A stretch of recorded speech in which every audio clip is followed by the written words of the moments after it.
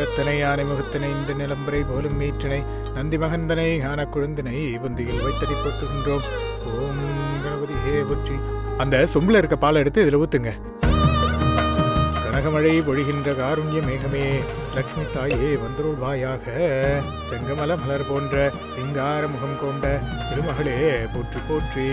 எல்லா வளமும் நலமும் தந்தருக. எல்லாரும் ஒன்று சேர்ந்து இந்த பந்தக்கால நடுங்க.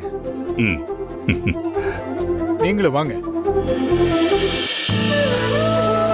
ஓம் அம்பிகையே போற்றி, ஆதிசக்தியே போற்றி.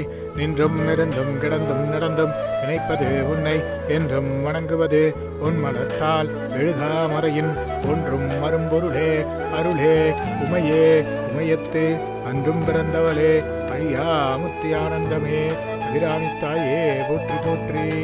ஆனந்தமாய் எந்தன் அறிவாய் நிறைந்த அமுதமாய் வான் ஆனந்தமான வடிவுடையாள் மறை நான்கினுக்கும் தான் அந்தனமான சரணாவிந்தம் அவள நிறக்கானம் மாடரங்கம் எம்பிரான் முடிய கண்ணியதே.